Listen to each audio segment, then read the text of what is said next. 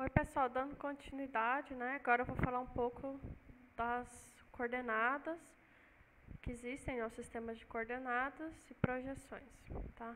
Então a gente falou na aula passada sobre os diferentes tipos de modelos que a gente tem para a Terra, né? O real, que tem muitas deformações e por isso a gente não consegue calcular o posicionamento dos diferentes materiais e locais na superfície terrestre, porque devido à complexidade, né, do mundo real. Então a gente usa modelos matemáticos para simplificar, tá bom? Aí a gente diz que o mais simples dele é o modelo esférico, tá? Mesmo que ele é o que mais foge da realidade. E a gente pode usar o modelo elipsoidal quando a gente está trabalhando com áreas regionais, né, nacionais. O geoidal quando a gente quer, como ele acompanha a superfície dos mares, quando a gente quer obter realmente a altitude verdadeira dos pontos. E o plano é o que é utilizado na topografia, que ele é o mais restrito, né? Mas também bastante simples de utilizar e calcular. Então a gente viu aqui a Terra, né? Vista do espaço. Então, ó, se a gente pensar do ponto mais alto até o mais baixo, que é o ponto mais alto no Monte Everest, 9 km de altitude, até o mais baixos, né, menos 11 km abaixo do Oceano Pacífico, as Fossas Marianas, a gente tem um percentual de 0,3% do raio da Terra. Então, a superfície da Terra é bem pequena, ocupa bem pouco, né, da Terra, certo? Então, se a área a gente for mapear, né, continentes, o globo todo, né, o mundo todo, a gente pode adotar o modelo esférico, que a gente não vai ter muitos erros nos cálculos de distâncias ou áreas. Se eu falar que a área continental do Brasil, não tem problema, certo? E a gente viu esse modelo no ensino médio, vocês, né? Então, é o que tem a latitude, 0 graus no Equador, de 0 a 90 graus positivo, acima do Equador, de 0 a 90 graus negativos, abaixo do Equador.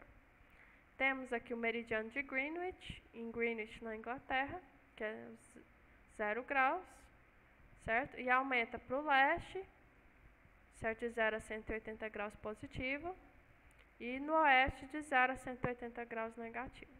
O Brasil está abaixo do Equador e ao oeste de Greenwich, então ficaria negativo, negativo as coordenadas de latitude e longitude.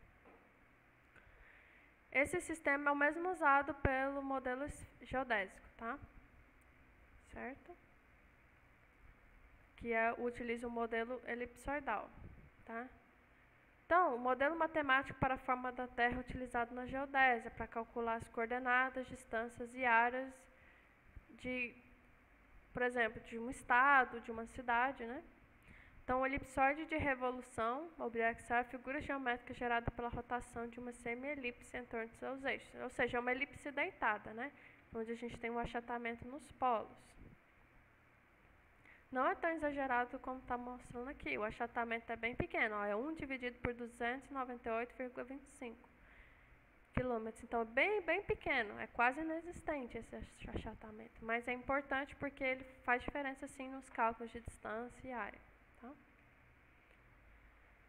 Então a gente viu isso, é o mesmo sistema, né, de coordenadas e a gente tem diferentes elipsoides, como a gente viu. Então diferentes modelos de elipsoide, cuja origem pode ser em diferentes cidades no mundo.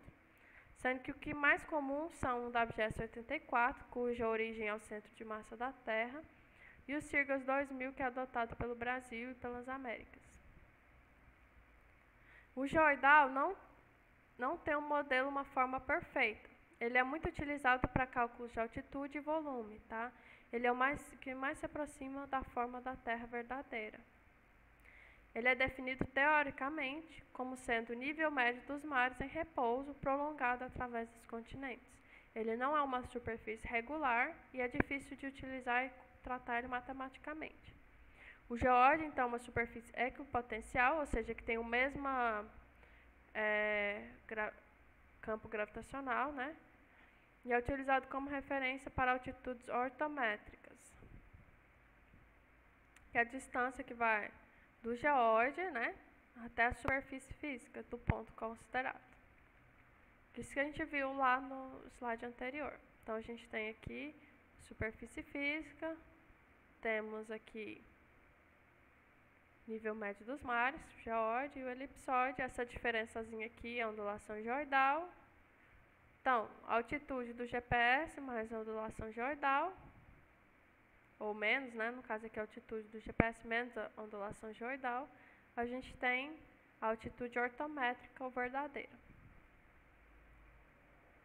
Então, na topografia, a gente assume que é um plano, a Terra é plana. Esse limite de 25 a 30 km, 80 km, varia muito na literatura, certo? Mas é considerado que realmente acima de 80 km é inviável fazer qualquer cálculo de distância ou área, porque o erro seria muito grande, tá bom? Devido à curvatura da Terra. O seguro é manter menos de 25 km. Mas é muito já, se você for pensar que a topografia, ela faz medidas em campo, né? Onde a gente tem que ter avisada de um ponto para o outro. Fica muito complicado a gente trabalhar com áreas de 25 km na topografia. Geralmente os levantamentos são feitos em até 2, 3 km no máximo, por levantamento. Para a gente descobrir a forma da Terra, a gente pode mapear ela bi- ou tridimensionalmente. Como que a gente faz isso?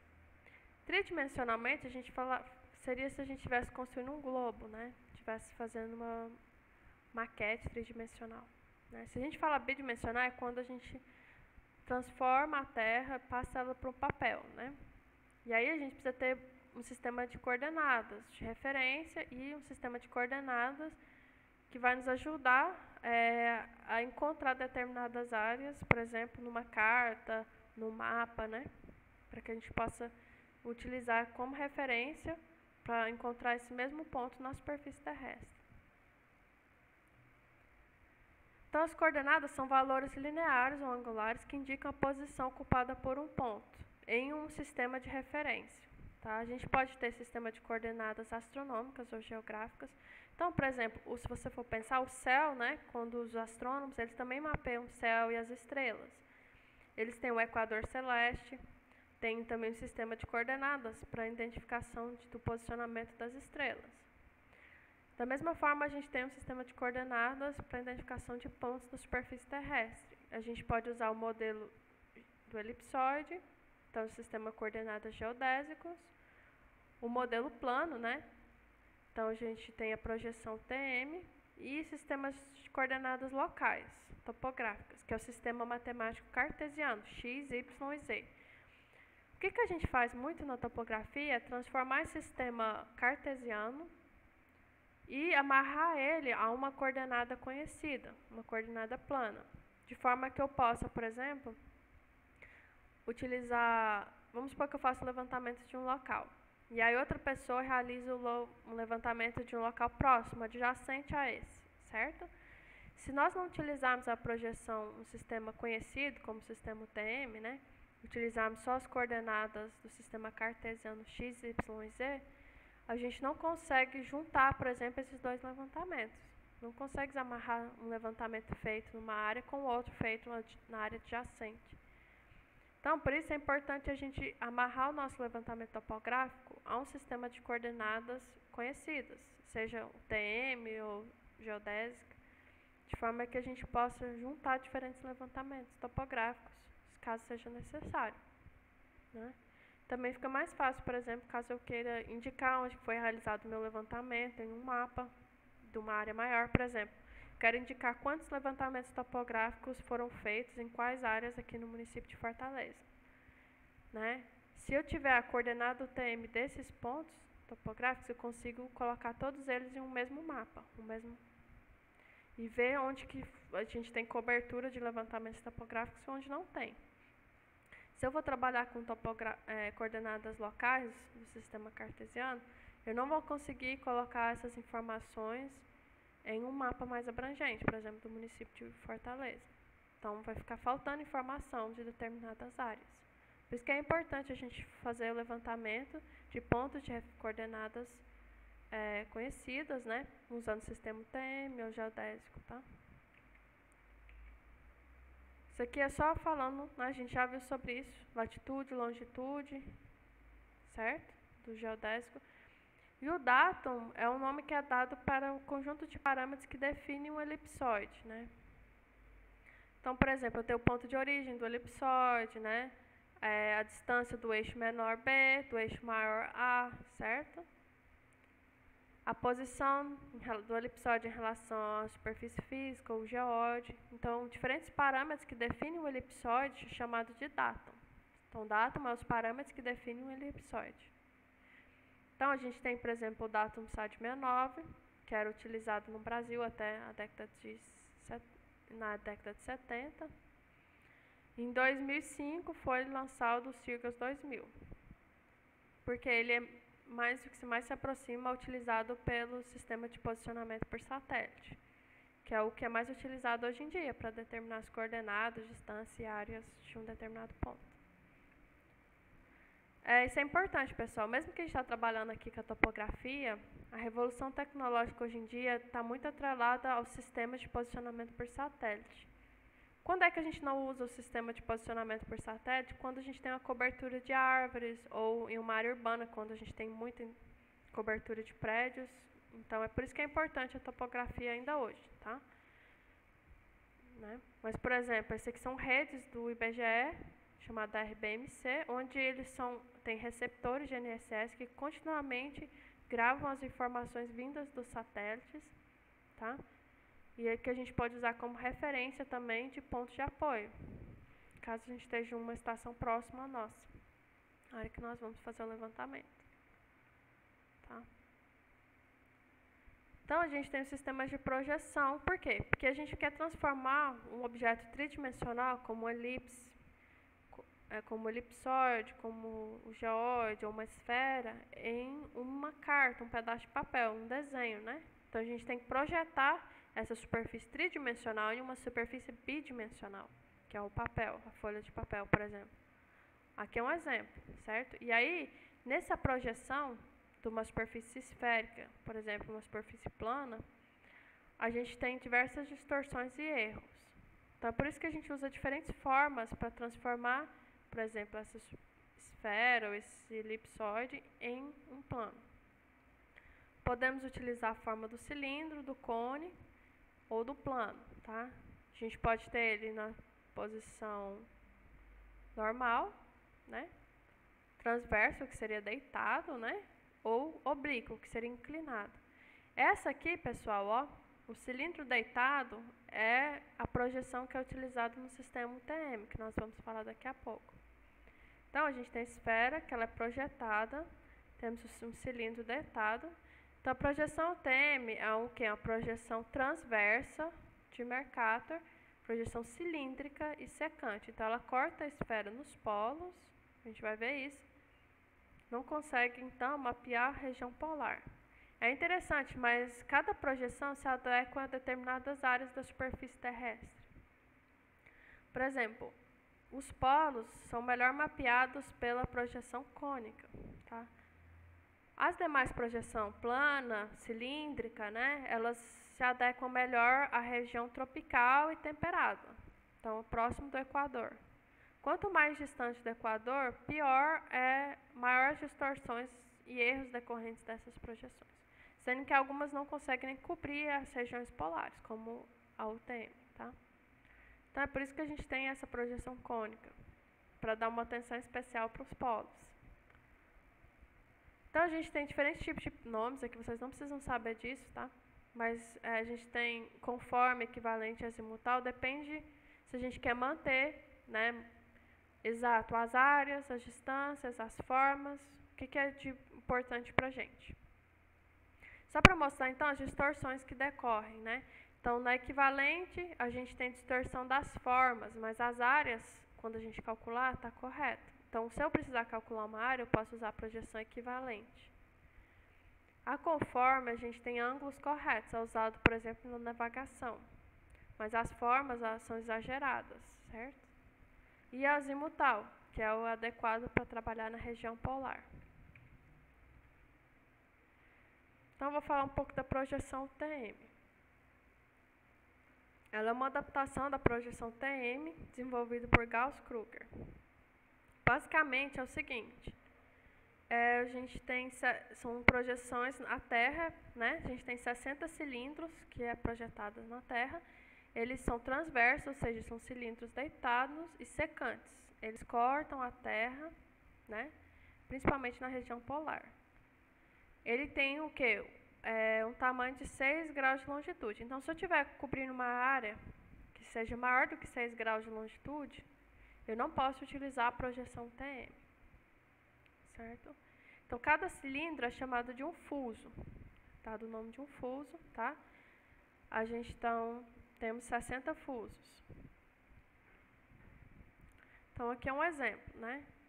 Então, aqui, dá uma olhada aqui na Terra, certo? Cada número desse equivale a 6 graus de longitude e corresponde a um fuso TM, certo? O primeiro fuso, fuso 1, se dá no antimeridiano de Greenwich, certo? Em 180 graus. E ele move no sentido leste, certo? Então, no sentido leste, sendo que no Brasil a gente tem a cobertura dos fusos 20, 21, 22, 23, 24 e 25. Aqui nessa região aqui, certo? E a gente tem o fuso 30 no meridiano de Greenwich. Então, a contagem dos fusos inicia no antimeridiano, no meridiano 180 graus. A projeção ela vai dividir o globo em 6 graus de longitude. Então, se eu precisar mapear uma área maior do que 6 graus, no sentido leste-oeste, né? Sentido leste-oeste, longitude, eu não posso usar a projeção TM. Eu tenho que utilizar as projeções geodésicas, né? Cartográficas geodésicas, como a projeção, deixa eu ver uma, equivalente, né? Ou conforme. No Brasil, os mapas nas escalas de 1 para 250 mil e maiores, ou seja, de maior detalhe, 1 para 100 mil, 1 para 50 mil, se encontram nas projeções UTM. O mapeamento municipal também utiliza a projeção UTM. Tá? Mas quando a gente vai falar, por exemplo, de mapeamento estadual, alguns não utilizam a projeção UTM. A projeção do sistema tem um sistema de contagem próprio. Ele é um sistema métrico, onde a gente tem 0 metros no equador, e vai subindo de 0 metros para cima, o N, né? Acima do equador no hemisfério norte, ele vai aumentando à medida que a gente chega no polo norte. E no equador para baixo no hemisfério sul, começa em 10 milhões, tá? E vai diminuindo à medida que a gente vai para o polo sul. Então, a gente está no Brasil aqui, na nossa região, vai estar 9 milhões e alguma coisa, 900 mil, 9 milhões e 800 mil. Certo? O N. O E, ele depende do fuso. Então, é 500 mil o valor do E no meridiano central. Certo? Então, eu tenho esse fuso aqui, eu tenho o meridiano central 500 mil. Ele diminui 400, 300 mil, 200 mil. Certo? Ao oeste do meridiano central e ao leste aumenta. Então, 600 mil, 700 mil, 800 mil. Certo? Então, aqui é um exemplo. O meridiano central é o quê? É a longitude que passa no centro do fuso. Então, vamos supor, eu estou trabalhando com fuso 24, né? Então, eu estou trabalhando com cilindro 24. Exatamente no centro do fuso, eu tenho o meridiano central. Certo? O N depende de onde que eu estou em relação ao equador. Mas o E, que é chamado de este, depende se eu estou o valor exatamente no meridiano central, seria 500 mil este. Se eu estiver a leste do meridiano central, eu vou aumentando 600 mil, 700 mil, 800 mil. Se eu estiver a oeste, eu diminuo até o limite do fuso. O que acontece, né? Por exemplo, vamos supor que eu esteja uma área aqui, que pega 2 fusos, uma fazenda. Metade da fazenda está num fuso e metade está na outra. A metade que está no fuso aqui, do lado leste, né? Teria valores muito baixos de este, 200 mil, 300 mil. À medida que eu mudasse de fuso, ele já estaria na porção leste do outro fuso. Né? Então, aí teria uma mudança. Eu estou, por exemplo, 300 mil, já muda para 800 mil a coordenada. Então, isso causa muitos erros. É por isso que a gente tem que trabalhar com áreas menores que 8 graus e que estejam inseridas no mesmo fuso. Se eu tiver uma área que está entre 2 fusos, certo? Uma parte dela está num fuso e outra na outra. Eu tenho que trabalhar com o sistema de coordenadas geodésicas. Lembra que eu disse que também que o sistema UTM, ele é cortado nos polos, né? Então, acima de 80 graus norte e 80 graus sul, eu não tenho como representar essas áreas utilizando o sistema UTM. Que é o Brasil, ó, vai de 18, o fuso, até 25. O Ceará todo está no fuso 24, o que ajuda bastante. Né? Eu sou de Goiás, então lá é complicado, porque o estado tem uma parte no fuso 22 e uma parte no fuso 23. Então, é complicado, eu não posso trabalhar com o sistema UTM em Goiás, mas no Ceará eu posso, porque todo ele está no fuso 24. Então, é aquilo que eu disse, a gente tem um meridiano central, certo? Então, eu tenho 3 graus para cá e 3 graus para lá do meridiano central, certo? Temos, então, 3 graus para cá e 3 graus para cá. A 1 grau e 25, 1 grau e meio, né, na verdade, eu tenho os meridianos de secância, que é onde a elipse, né, corta o cilindro, exatamente no meridiano de secância. É onde a gente não tem distorções. É onde o cilindro, a forma do cilindro, se adequa melhor à forma do elipsoide. Certo? Aqui, né, entre os meridianos de secância, eu tenho o quê? Distorções positivas. Então, as minhas medidas de distância vão ser ligeiramente maiores aqui, nessa região aqui. Porque você vê que a esfera ela é maior, a elipse é maior do que o cilindro. Aqui, do meridiano de secância até o limite do fuso, tá vendo? O cilindro ele é maior do que a elipse. Então, aqui, as distâncias vão ser menores do que é na realidade. Então, a gente tem uma distorção, certo? Que é chamado, que a gente vai ver daqui a pouco, que é chamado de K, nas medidas de distância. Isso aqui é só para mostrar como calcular o fuso. Né? Então, 180 graus mais longitude dividido por 6 graus, tá? Eu dei 24,07. Então, aí é o número inteiro e eu arredondo. Então, aqui é 0, então eu não vou arredondar para 24.